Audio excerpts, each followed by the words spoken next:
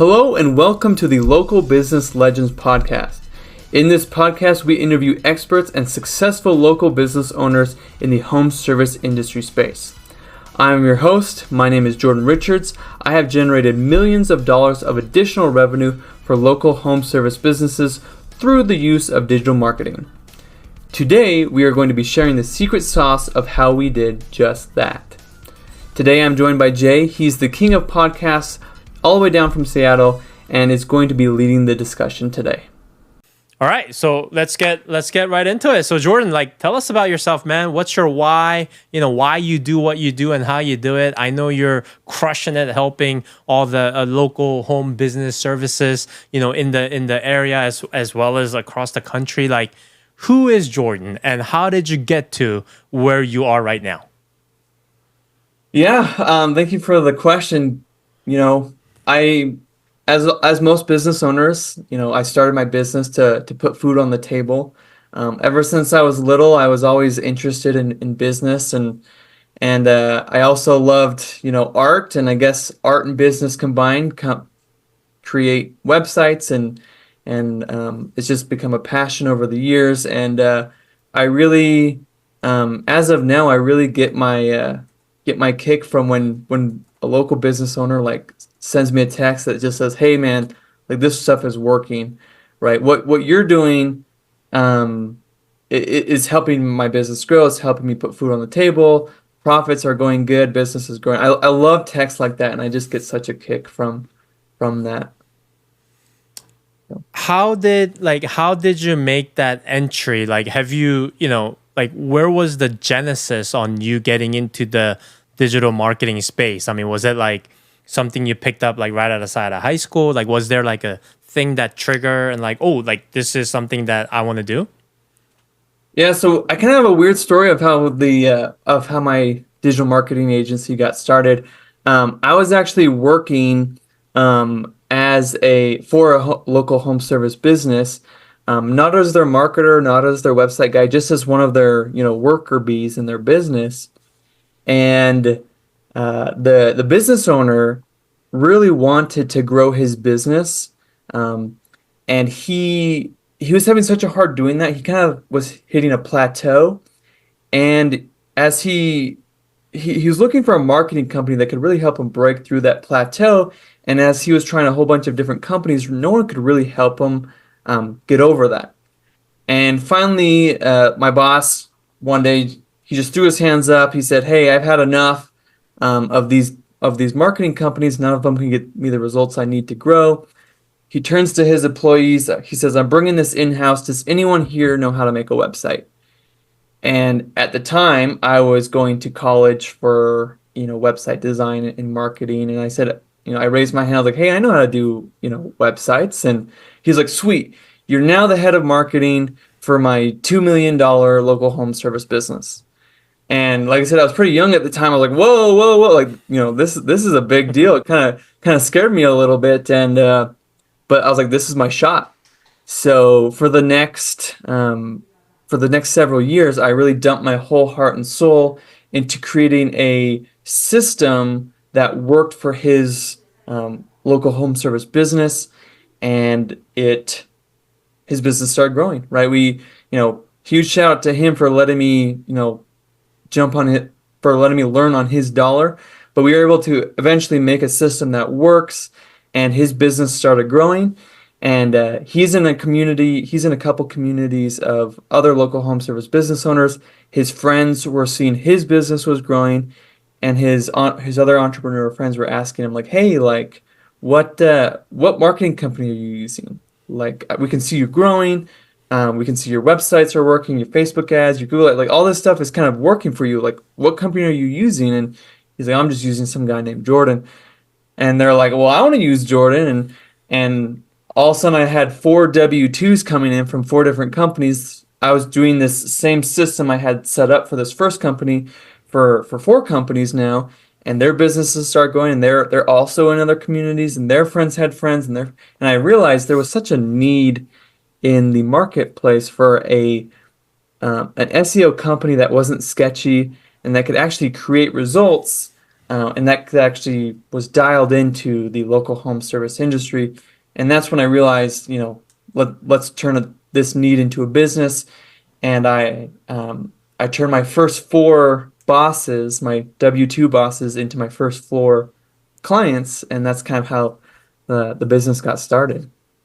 Dude, that's so crazy. So at one point you were getting four like W2 paychecks. Like you have four employer. Yeah, and so like when it was time for taxes, I had like it Like was tax nightmare. yeah. Well, luckily I'm pretty organized, but yeah, I Mhm. yeah, it was a lot of fun getting four different paychecks at four different times from four That different companies. that is crazy because that's a direct testament to the fact that you did a good job, right? Because otherwise, the friends of your boss wouldn't have kind of caught on if it wasn't good. But then at the same time, I'm sure like they understood the cost of the learning curve, right? I mean, they could have chosen the path of trying to do it themselves, but they were kind of like, oh, you know what? If there's someone that already knows how to do it, let me go hire that, right? Hire that person because I don't know what I don't know. You don't know what you don't know. And time is money. So, like, based on that, like, what is kind of your take on that whole, cost of learning curve? Because a lot of the business owners, the mindset that they have is, you know what, like, I'll suck it up. I'll sleep 2 hours, less, and I'll try to figure it out. Like, where does that you don't know what you don't know come in, and how is it like? How does it play such a critical role in like really being able to scale your business?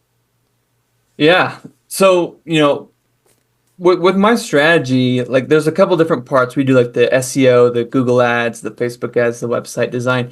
To answer this question, I'm just going to use Google ads as our example here. And with Google ads, I love that quote from I think it's Thomas Edison that said like there's over 10,000 ways how like not to make a light bulb. I also learned there's like over 10,000 ways how not to do Google ads, right? And like I said, shout out to my first boss because I had to figure out the 10,000 how not to on his dollar before I found the one way how to make a light bulb that actually like not only got him a lot of clicks, but a lot of phone calls, right? And that, like I said, that took a lot of money. It took a lot of testing because with marketing, it's not just there's not just it's done and it's working. It's like you have to like constantly be refining it and like do you refine it this way, that way? And so like I said, after a lot of testing, we were able to finally find a secret sauce for each of those categories I just talked about, Google Ads being one of them. That is awesome. Like what? So how long ago was that you kind of made that transition to okay, I have four W-2s here, but then oh, there's a need. Like I'm gonna start my own business. Like how long was that? How long ago was that? Oh gosh, time flies here. I think we were working on the system for a couple years. I think the business officially was like LLC legal status in the beginning of year 2020, maybe late 2019. So yeah, Okay, almost so four or about five like years you're in now. your fourth year now. Okay, awesome. What were some of the? I mean, I can't imagine the excitement when you started this because like you've done it, it worked well, and you're kind of in this creative space. And I mean, and don't get me wrong, like website design, running ads, SEO, these are actually I feel like they constitute as creative space type of work. So I can imagine like you were loving it, enjoying it, things are happening. But on the flip side, like were there any type of hardship or challenges that you had to overcome? It's my understanding that there was a bit of a hardship on the personal front end. If it's okay for you to share that. Yeah, so man, as like the rest of the world, 2020 was a roller coaster of a year, Hmm. like the whole pandemic thing. The kind of like my timeline on my year of 2020 was as hardest challenge and personal stuff is like I said, January 2020 is when the LLC and the business officially got organized. February of 2020 is when I started dating who would become my wife down the road. Uh, then March is kind of when the pandemic kind of started getting crazy. And then August, I ended up marrying my wife. And 3 weeks after I married, we got married is when I got diagnosed with cancer. And, there's like a statistic or something out there that says like X percentage of businesses fail within their first 5 years. And here I am, like year one, and now I have to like juggle the pandemic, which was affecting lead, marketing stuff. I have to Mm-hmm. juggle, learning how to be a husband, and then now I have to go to chemo, once a month and do radiation, and just juggling all this stuff is kind of scary to me because I was like, man, like if that percentage of people fail, like what's going to stop me if I have all this additional stuff? Uh, but at the end of the day, I think my business and helping others, like other businesses grow, like following my passion is kind of what helped me get through it. I made a realization that I have two choices. I can either feel like garbage while going through chemo and feel bad for myself, or feel like garbage while going through chemo and, chase my dreams, right? Make this business grow. And so I chose the second one, and that made, chasing my dreams you know, gave me more to think about than just how scummy I felt that day. And so that was able to, help me through it and keep going. And so yeah, that was probably one of my harder challenges when the business first got started. Dude, that is insane. So you're telling me the year starts and you open your business. Okay, great. Like we're going to do this. And then COVID happens. And you're like, "Oh shoot, like local service businesses, okay. There might not be any businesses open." And then somehow you get through that initial 2, 3, 4 months, you get married, which is again exciting. And then like not even a month after that, you get this terrible news. Yeah. Yeah. I mean, could there be a bigger like up and down, up and down, up and I mean that I cannot. That is crazy. Like what? How do you describe that emotion? Like what I got you through it? I don't know, like, huge shout out to my wife. She's been a pretty big rock of mine, and uh my wife is now pregnant with our first, soon to have the baby next month. So I think, I've always wanted to, provide for a family and, kind of be my own boss and help others. And so I think, just like I said, just constantly chasing the dream of doing all those things is kind of, what helped me get through it. And just luckily, I've been able to work with some really great companies, and they've been putting in a lot of work to grow their own business. Plus, my stuff on top of it has just all that stuff just works in synergy that we were able to get through the pandemic, no problem. Dude, that is crazy, man. And fast forward 4 years now. How you feeling? You good? Yeah, yeah, we're good. I had it. I think I lost count along the way, but it was like 30 something total chemo treatments and 20 something total radiation treatments. Wow. And it was, we're that far, it's been crazy. And I have now, the number I'm now counting is how many clean scans in a row I've gotten. And I'm Mm. now 4 scans in a row now of zero detection of cancer. And so huge win, huge blessing for us to have that. That is awesome. That is awesome. All right. Well, now that we got that out of the way, now that I know you're healthy, I can actually put you to work because in the beginning of the show, you promised that we were gonna kind of, share some secrets on what the local service business owners can kind of do to, try to get more leads, grow their business, right? So I'm kind of thinking in my head, like, okay, like obviously website is important. Being able to advertise in the biggest platform, which in my opinion is Google, right? Google ads are important. I'm also kind of thinking like SEO is important. Like, what can you tell us a little bit about like each of those in terms of like what should the small business owners be looking for? Like, what have you seen, based on your clients? Because not only just your clients, you probably did a lot of like consultations right? Even though they don't end up being your clients. So what do you see as like the do's and the don'ts, and kind of like beware of this? Like, just let's rip it. Let's just like, there is no gatekeeping here. Like, just let's let it out. Awesome. Yeah, let's do it. So when I like I said in our story, I was dumping my whole heart and soul into my first boss, and we got to find something that works, right? Because he can't be stagnant with his business anymore. And so we jumped into the world of SEO, Google Ads, Facebook ads, website, all that good stuff. And I quickly found that I wasn't doing anything that no one's ever not heard of before, right? Like, we've all heard of Google Ads, we've all heard of Facebook ads and webs. Like I said before, there's a right way and a wrong way to do it. To give you kind of like a perspective of that, back in like 2005, if you wanted good SEO, all you had to do is at the bottom of your website, in a big white space at the bottom of your website, just put the word lawn care 50,000 times in white font on a white background. And Google's like, hey, this website has the word lawn care the most, so therefore SEO, right? That was 2005, right? SEO is not like that anymore. And Google has gotten a lot smarter. And so these techniques of SEO that were great 10 years ago are no longer working today, right? So it was all about, like I said, I wasn't inventing anything new.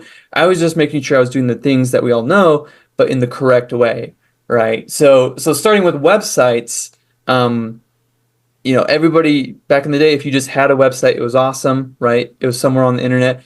But nowadays, you need a dialed-in website, right? You need a website that not only gets visitors, but can convert the visitors into leads, because leads is what gets you clients, right? So, for example, for everyone listening, the step one is make sure your website's even working. You'd be surprised how many people, I jump on a consultation with them. I say, okay, let's open up your website. We open it up. There's a huge percent of people, their website doesn't even, like, their domain expired like 7 months ago. 404 error. Yeah, 404 error.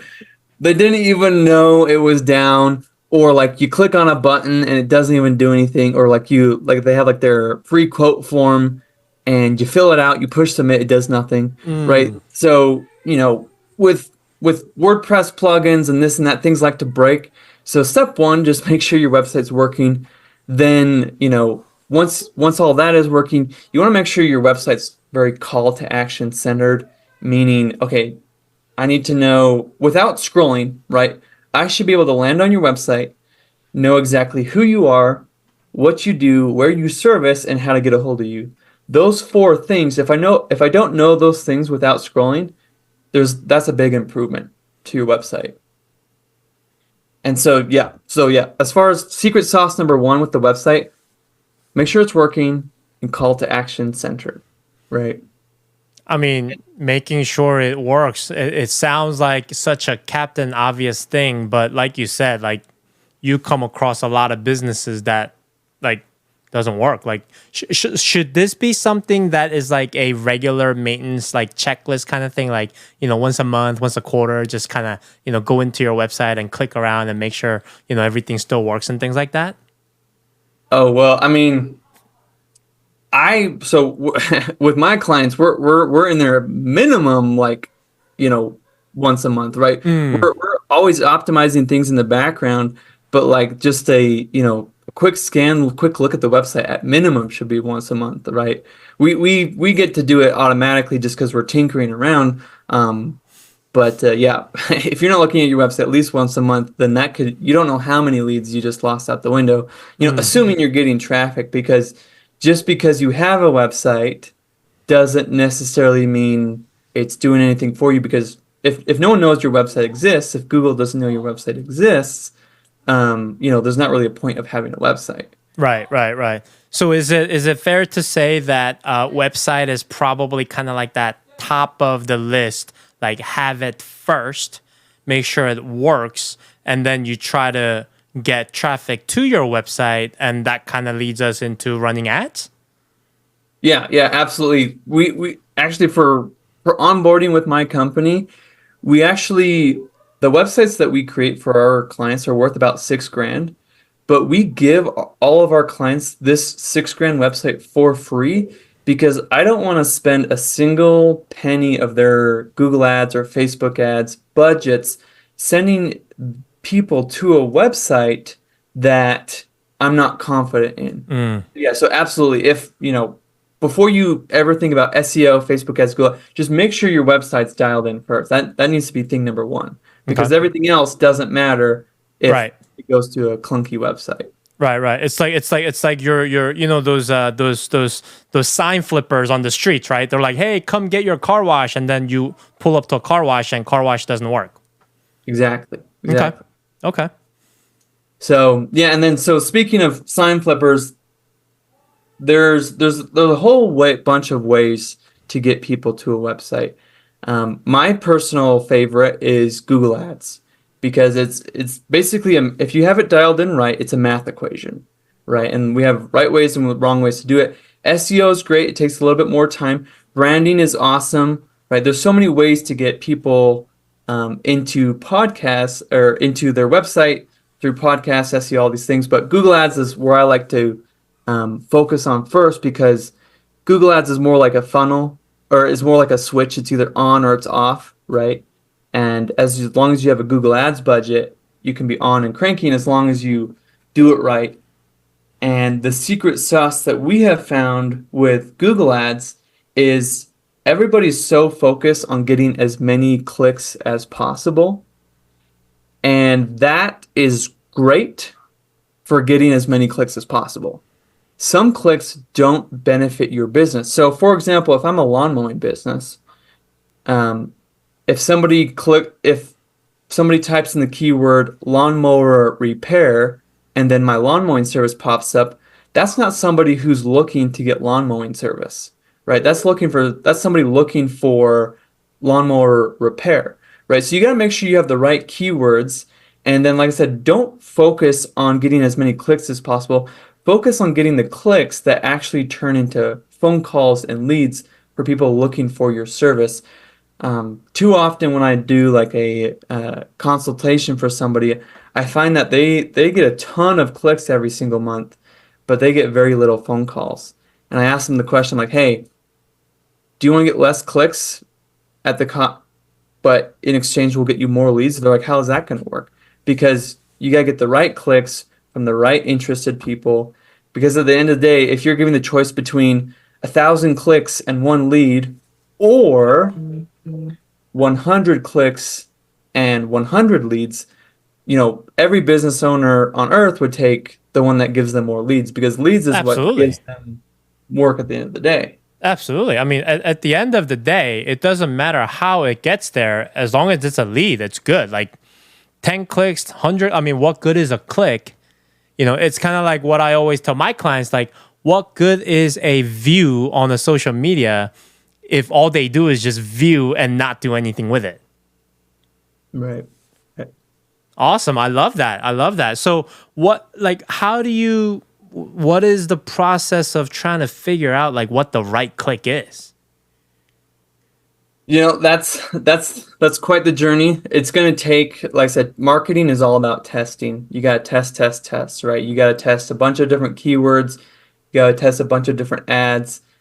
Google Ads has like a beginner version of their software and they have like a full version of their software.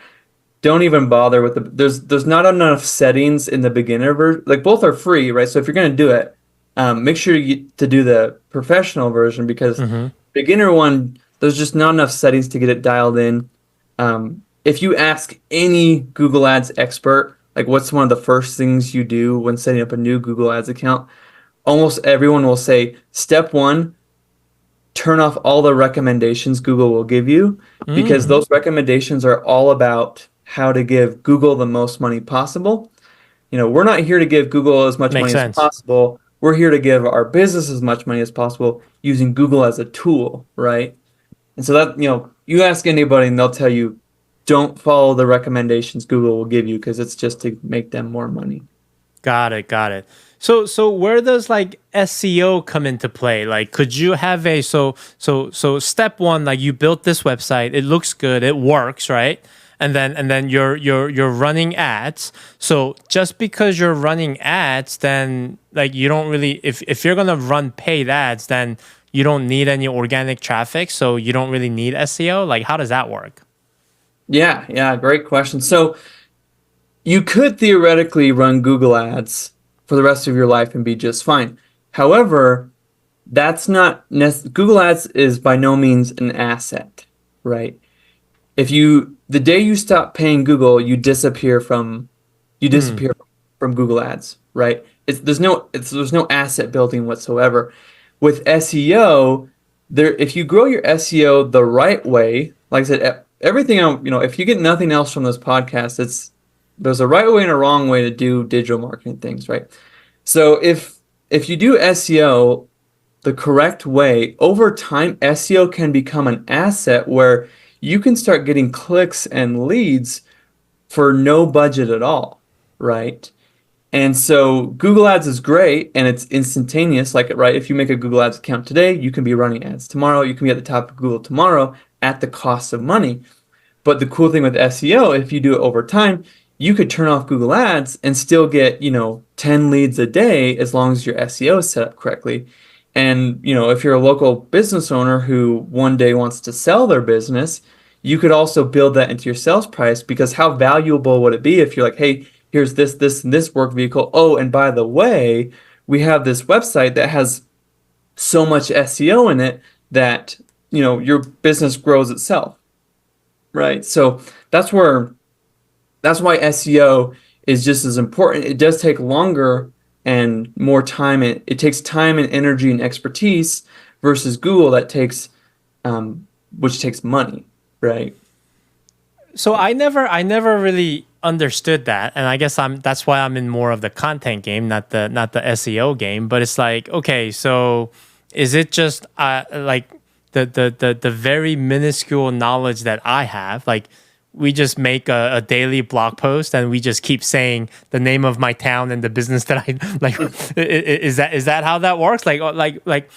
Do I just try to do as much content or writing as possible? Like, is that the trick?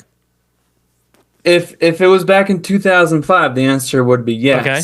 Right. So, but that's not it anymore, right? Google has gotten a lot more sophisticated, right? Google comes out with a kind of like a newsletter thing where they tell you exactly, okay, this is what's in our algorithm, right? They don't give you like the exact metrics, but they tell you what they like to see, and it always directly correlates what's in their algorithm, right? So just having words on the page, right? If it was all about just sheer content, what I would do is I would just have, an AI robot write a 1 billion word blog post with every keyword imaginable and post on the website. That's not going to rank well. There's a lot more to SEO than just sheer content amount, right? Just, Jay, just like your podcast, if I just make a crappy podcast with terrible audio and just, nothing relevant, sending it to the wrong people, no tag, just nothing, that podcast isn't going to do very well, right? Right. YouTube channel is going to sit at 0 subscribers because your content's garbage, right? Same thing with SEO. You gotta make the right content, as well as do a lot of the other signals back to Google, right? Some signals may include, page load time. You gotta include like images. You gotta like label those images. You gotta have the right meta tags. You gotta have links from your other pages pointing at that blog post. You have to have that blog post linking to other pages. Oh, that's called backlink. I know that. There you go. You need, and then everything in Google's connected, right? You got to have Google reviews. Funny enough, your Google reviews from your Google My Business can help more people land on your website. When people spend time on your website, they know that this Google My Business is relevant, and so everything's kind of connected. And Google said that I think there's over 200 different variables that are built into their algorithm, and only one of those variables is just like content amount, right? You got to make sure you other 198 or 199 as well as just building blog posts. And that's one of the most common misconceptions I hear when I'm talking to new people. They're like, "Hey, why should I use, SEO companies suck. Like I've been using this company. They've given me 2 blog posts a month for the last 2 years, and I've never gotten anything from it. And I said, okay, well, sweet. They're nailing the one variable. What about the 100? The other 199. And they're like, well, I don't know what that about. So like I said, it's, with your SEO strategy, the secret sauce is, yes, create content. That's super important. But you also got to do the other 199 Google posts, what those other 199 things are. But just doing one of them is never going to make you have good SEO. You need more than just that one. Okay, so this, man, this is awesome. I'm learning like so much already. So okay, so now we're gonna kind of jump into the what happens when you actually get the lead. So you build the website, you run some Google ads. Oh, by the way, before I move forward, it sounds to me like if you're like a newer business trying to kind of get things up and running, build a solid website, run Google ads so that you can be seen. But while you're doing that, start building your SEO, right? Exactly. And it's kind of like and then you can kind of, as your SEO is coming up, you can start to lower your Google ad spend. And next thing you know, you might be just organically ranking and being found, right? Yeah, and what most people do, I see, is they actually just keep their budget there, so that way they're showing up for Google Ads and SEO. So it's like even more. Yeah, so it's even more. So I mean, so yes, if you wanted to stay the same, you could lower your Google Ads as your SEO comes up, or if you want to grow, like most local business owners, you just do both. And as SEO kicks up, you make more money, you can increase your Google Ads, and it's just consistently just taking over each other and growing. Okay. So see, here's the thing, you guys, for those of you listening, right? Local business legends, like this is what it's going to be all about. Whether it's Jordan kind of dropping these nuggets, he's going to bring in other, successful entrepreneurs and share the secrets of how they got to where they got to.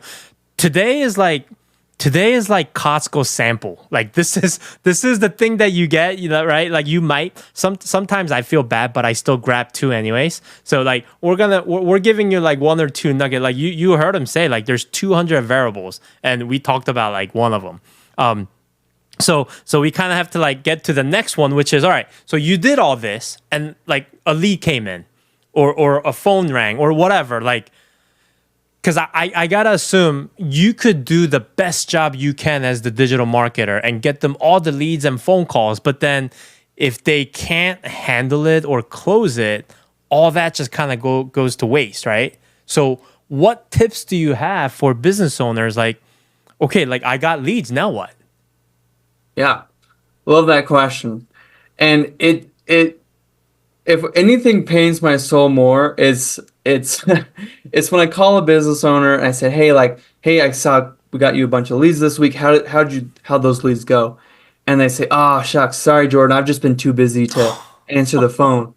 And that's when I like have like a mini heart attack almost every. I'm like, dude, like you are paying for these leads. Like these, Google, you paid Google this much to dish you the perfect lead, and they call you on your phone, and I know you're a busy person, but like answer the phone, right? You gotta do that. And the clients of mine who have like a really dialed in sales system, I could get the same 2 businesses, the same amount of leads, but the one that has a dialed in sales system will grow twice as much. And that actually happened. I talked to 2 businesses last year, got them the exact same amount of leads.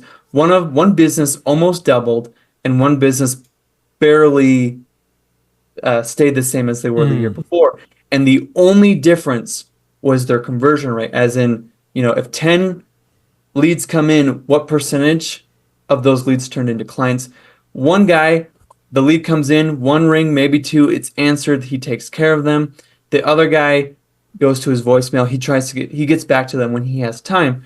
When if a callback is required and it's not like midnight, that's the only acceptable time in my book to need someone to call you back, is when you're asleep. Is anytime you have to call someone back, the percentage of that lead closing is like has shot at least I don't have numbers on this, but I would say like your chance exponentially. Exponentially. Yeah. And so please answer the phone. And I would also suggest investing in whoever answers the phone. right? A lot of the business owners think like, oh my, so if you envision your whole team, who are you going to invest in the most? And most people think like, okay, the operations manager. A lot of the people forget the person, who's answering the phones. And that person who's answering the phones, they haven't been trained to do upsells and sales, which is some of the lifeblood of your business, right? That person is a cashier, not a salesman, right? And what I mean by that is a cashier is somebody who just takes your order, right? If I call, if I'm a cleaning service business and somebody calls in, I'm like, hey, like, what can I do for you, right? If I'm just there to take orders, all you're gonna get is exactly what they order, right? No Right. upsells, no this, no that, and your close rate's gonna be low. But if that person's a salesman, they could be like, okay, sweet, we're gonna give you that. Plus, I can do this for you. And especially if you're in the plumbing industry or electrician, you can sell like troubleshoots all day long. But then when it comes to selling a new heater, or when it comes to selling like a new landscaping job or this or that, right? The upsells, the cheapest client you will ever get is an existing client who just wants another one of your services, right? Absolutely. So It's like when they ask you like, you want fries with that? yeah, Yeah. exactly. So yeah, definitely invest in your team. Answer the phone in two rings. If the form comes in, call that form within 5 minutes. Don't Mm. If you think 24 hours is fast enough, it's not. If you think 5 hours is fast enough, the same day, it's not. The clients of mine who really grow, the clients who respond, who call their website requests within 5 minutes. Wow. So Yeah. so could it make sense that like, lot of, especially in the home services area, whether you're like a, lawn mowing company or electrician, like everybody just kind of starts like by themselves, right? Like you got to do the skill, like you have the skills to get the job done, but you're the president, you're the CEO, you're the janitor, you're the, operate everything. Could the very first hire kind of be like this person that just is responsible for like responding to the things that come in? Like, would you say that's worth it? Oh, like all day, every day, right? I've seen, I had a I had a client who he hired his like, just to be nice. He wanted to be the cool uncle. He hired his niece to to to answer the phones for him, and she ended up costing his business hundreds of thousands of dollars because she wasn't trained. But he wanted to be the cool uncle. I was like, okay, you can be the cool uncle, but dude, you should buy her a car because she costed you at least a car, Mm-hmm. right? You need, if you can't answer the phone, it's going to cost your business hundreds of thousands of dollars, and you can hire somebody pretty good for a fraction of that cost. So to answer your question, absolutely right. It's definitely worth the money because that's what's going to make your company grow and have more money to spend on the other positions you need to hire for down the road. Right. So I would definitely say, yeah, a $15 an hour person is definitely worth it if they're going to grow your business by hundreds of thousands of dollars, if not millions. Not to like spoil, you know, the fun, but like isn't that kind of like that aspect of it you also help your clients with at local comments, right? Yeah, so we help with like strategy sessions. We're not a phone answering service. Right, but Uh, I mean like helping them hire the right people, like guiding them. yeah, absolutely. We give them tips and tricks, and we help with um, some strategies that we Mm. use to hire people. One of the things I do for all the members on my team is like when I hire on Indeed or whatever, I always like slip a question in there that says like, "Hey, if you're reading this job posting on Indeed, there's gonna be a question that says, 'Did you read the entire interview?' If you're reading this, put your favorite fruit in there instead." Mm. So So right when I off look the at the, bat, you know if yeah, they read it or not. anytime I see the question, "Did you read the entire job posting?" and it says yes, instantly goes in the trash because I need somebody who's detail oriented, right? Yep. So if you're hiring an office I love person, that. they need to be detail oriented. So if they write yes instead of strawberries or bananas, Right. put that I application love that.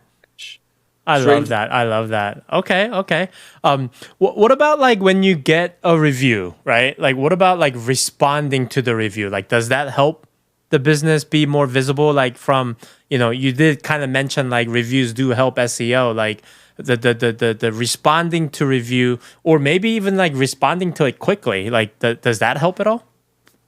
Yeah, absolutely. I would say, we talked about 200 different variables for SEO. This is one of the easiest variables to get to get perfected, right? When a review comes in, respond to it. That might sound silly, right? If it's a good review, if it's a bad review, just respond to it. That is a Google My Business signal, and Google's loves signals. It shows that you are a local business who is actively working, right? If your business has gone like 3 years without getting a review and you haven't responded, they're like, is this Google My Business profile even active? Right. But when Google sees there's activity, right, you're actively getting reviews and you're actively responding to them. Google sees, oh, this Google My Business profile is active, therefore we're going to rank it higher, right? So yeah, activity is one, free, home run for SEO. And it's one of the easiest ones to kind of, get dialed in. Uh, you know what? It I have another question. Can can someone leave you a review that is not necessarily like related to the service that you provide? Like, can someone go in and leave you a review and say, "Oh, like he's such a great person. I haven't used this service, but I'm sure they do a great job," or something like that? Like, does that help or hurt, or it doesn't really matter? Yeah, I would be lying if I said my siblings haven't left a review on my service, even though they've never used my digital marketing agency. Right? Google, you know, at one point, Google had a button that said, "Did you actually use their service? Yes or no?" Okay. So basically, what that says is Google would prefer to do that, Got it. right? But if you think about it, you don't really need to resort to having your siblings leave you a review because most of the home service businesses I work with, they're doing several jobs a day, right?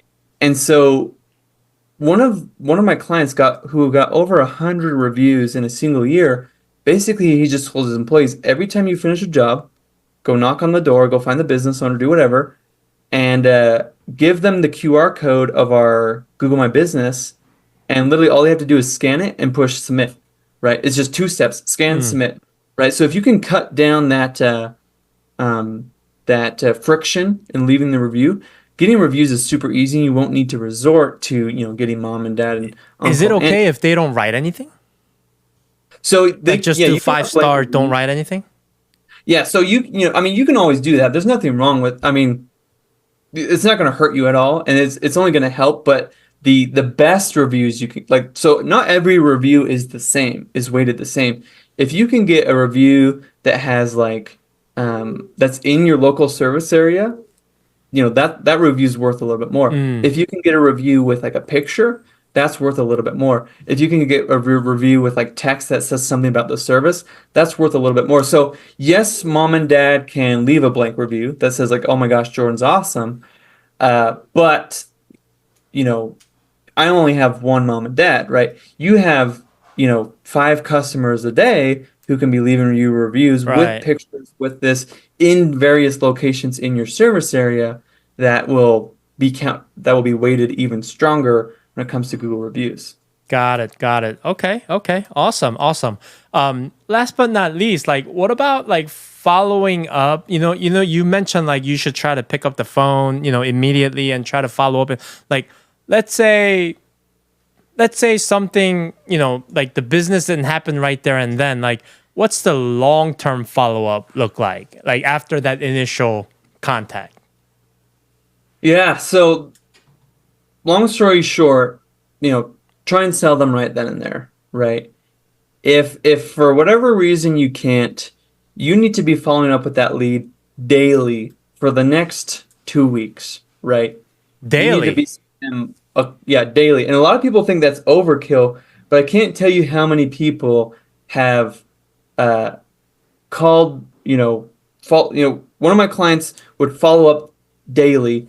And he told me a story where he's like, dude, there's been several leads who have told me this month that they're like, hey, I was actually going to go with another company, but since I have you on the phone, let's just go with you guys. Mm, Right?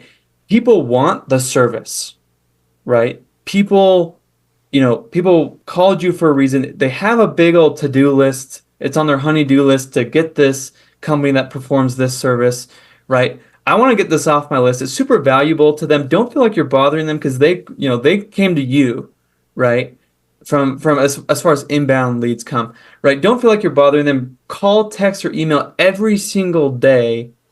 Call, text, or email every single day for the next 2 weeks. Because if you don't land them in the first 7 days, the chances of you closing this person are like next to like almost it's like sub 10%, right? The chances of you closing them like a month from now is like way low, and then the chance of them even finding you again is really low. You're just leaving so much up to chance.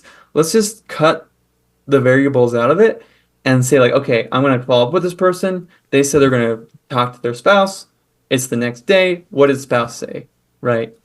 And that's super important. Super important. man, it's not I have a feeling there's gonna be a lot of business owners be afraid to do that everyday thing because they're already thinking like, oh, I don't want to bother them too much, or I don't want to seem like I'm desperate. Like, but then I guess it's like, do you wanna seem like you're something else, or you want to make money, right? Yeah. I mean, what's the worst thing that can happen? They just tell you no. Yeah. And that's what I always tell people. I say, worst case scenario, they don't sign up with you. If they didn't sign up when you're on the phone, you're already at the worst Right. case scenario. But It can only get better. It can only get better, right? So yeah, Love it, absolutely. love it, I love it. All right, well, dude, this is awesome stuff, and basically, like, what we just did sort of sums up what Local Business Legends podcast is going to be like going forward. It's going to be every time we drop an episode, it's going to be about someone who's actually been through, and they can share tips and tricks, or anything that you have on your mind that's going to add value to the local service business owners. Like, I'm super excited about it. Like, where can people like find you? Where is Local Comments? Like, what's the best way to for people to get in touch with you? Yeah. So on our website, localbusinesslegends.org, you can check out more of our podcasts. At the bottom, there'll be a calendar where you can pick a time, and I can do a free consultation of your business, kind of see where you're sitting at with SEO, Google Ads, website, Facebook ads and stuff. Show you where some improvements can be made, and if it makes sense, we can work together. Bare minimum, I can just provide you value. And like I said, you can look at more podcasts, or if you want to check out our digital marketing company directly, you can go to localcommets.com, and yeah, it lists off all of our services, and also there you can book on my calendar. We can take a look at your business. Dude, I love your approach of like just wanting to add value so that, as many local service businesses can be successful. And, yeah, like what there's no downside to having a free consultation. At the very worst, like, you're going to get good advice on kind of what you can implement. And, best case scenario, like, you link up with a great marketer that's going to help you, double, triple your business, right? Absolutely. Dude, Absolutely. I am totally pumped on this, like, helping you get this up and running. Like, this has been such a informative thing, and I'm sitting here thinking I'm pretty knowledgeable in these things, but not even close, dude. Like, I can't wait for this to just kind of continue to cultivate, and we're gonna build a community around it. Like, let's go local service businesses, man. I'm really happy that you're doing this. I think it's gonna impact a lot of businesses out there. Yeah, absolutely. We're excited to be doing it, so we love it. All Love right, it, love it. brother. Well, there you have it, man. Like, going forward, it's gonna be, Jordan's gonna be all over this, and yeah, so make sure you subscribe, share it. Like, if you know anybody else that can benefit from, tips like this, make sure you share it. Make sure you join the community. Go check out the site. Like, this is gonna be something that is really great in terms of just like lifting everybody up together. So I'm super pumped, man. Thank you for your time. Thank you.